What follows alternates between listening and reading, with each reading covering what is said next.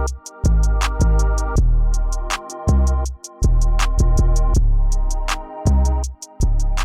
now! What is up, everybody? My name is Mike Brown, aka Review King MB, and I just got done rewatching. I've only seen this like once, maybe twice before, but Notorious!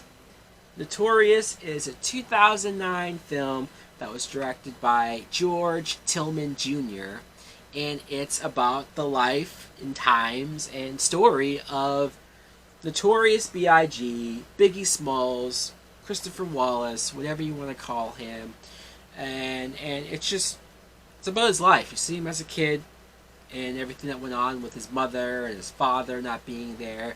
You see how he got into drugs or selling drugs just to try to make it and survive. And then you see how he gets caught up with Puff Daddy and starts his infamous rap career that even only after 2 albums made him the legend that he is and still is today. What I think of Notorious is I enjoy the movie. I do think, because I watched this back to back right after rewatching Straight Outta Compton, mostly because of the time period that they cover. Straight Outta Compton is more mid to late 80s to early 90s, where this movie Notorious is early to mid 90s, and so I just felt like doing a back to back watch of that, and so seeing the styles, the directing, and the acting, I think that one is more superior than the other. And I don't want to make this just the whole time be a comparison piece, because I think this movie does have good things about it. First of all, Jamal Woodlard, who plays Biggie Smalls, he is great. He's great. I'm not even saying his acting is over the moon. I'm just saying as far as what he has to do to make me believe that he is B.I.G., right? That he is this man that people know. He looks like him. He sounds like him. He acts like how I thinks he would act. They did a good job at casting this guy, and they also did a good job of presenting him in a way where he wasn't a saint at all. He did a lot of messed up things, as far as selling crack to a pregnant woman just because he needed the money. And you could see just that scene alone and say, fuck this guy. You don't care about him for the rest of the movie, but again, you kind of try to understand as far as his situation and where he came from, and the times when he goes to jail and gets in trouble for, he actually does sort of pay the price for a lot of the decisions that he makes early on. Seeing even his dynamic with his mother, played by Angela Bassett. Angela Bassett, she's the go-to actress to cast a lot of the time in these black movies, and there's a reason why. She's obviously really good, the best actress of this film, and she has a certain amount of weight and authority to her in her voice. She commands just something to where you're like, whoa, I don't want to make her mad, don't want to make her angry.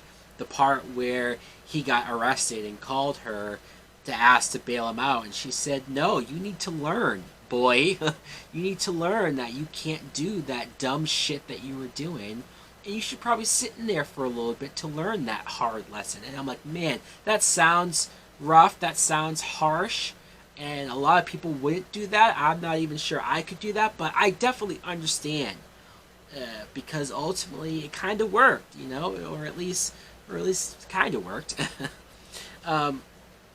Derek Luke plays Puff Daddy, who I thought did a good job. He doesn't look like him at all, but I thought he captured that energy, and also just because I grew up in the 90s, I know what I know about some of this stuff.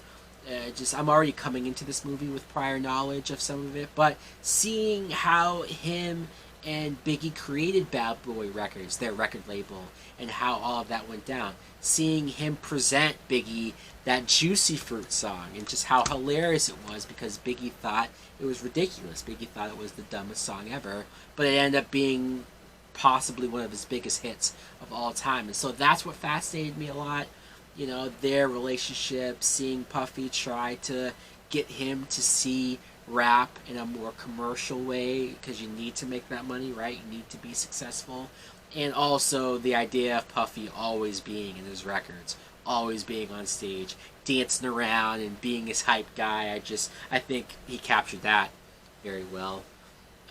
Lil' Kim is covered in this movie. Like, you see how they meet, you see their relationship, although clearly Biggie was just a guy who would fuck whoever was down to fuck him, right?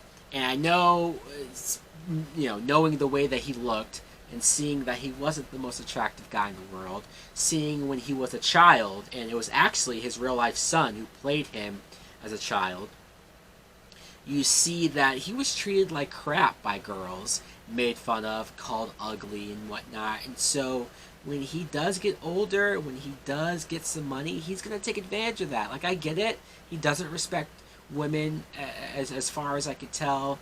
His toxic relationship with Lil' Kim was not good, you know, was not healthy. They're constantly battling over what exactly it is that they had. Also, Faith Evans, you see how he meets her, how he somehow, some way woos her, and like they only got married after a month of being together. You know, he already had a child by this point, but she's just barely talked about after that, because once he blows up, and he does what he does. But let's talk about Anthony Mackie as Tupac Shakur.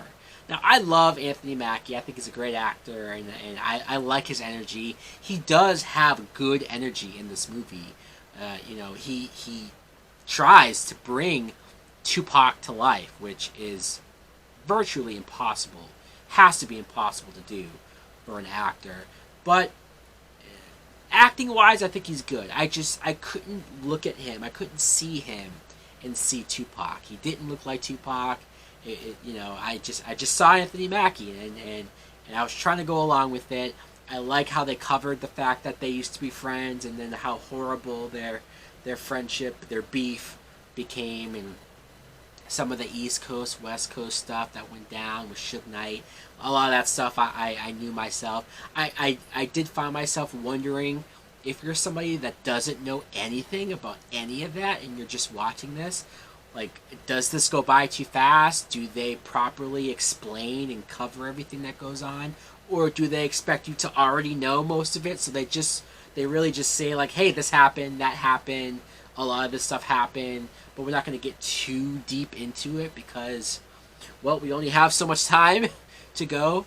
Overall, though, I do think it's a decent enough attempt at telling the story. It's daunting. There's a lot, I'm sure, that had to be left out or not covered, and but I am fascinated by 80s to 90s hip hop, and so to have this story focus on one of my favorite rappers of all time, I think I'm just gonna like it based off of that. The music is great. Biggie's music is obviously, I own it on my iPod, so listening to it in this movie, I was going to be into it just with that.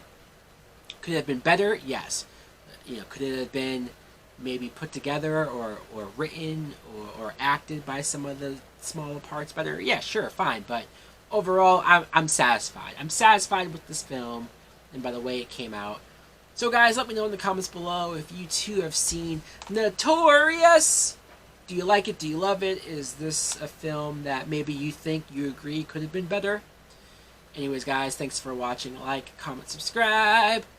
Later!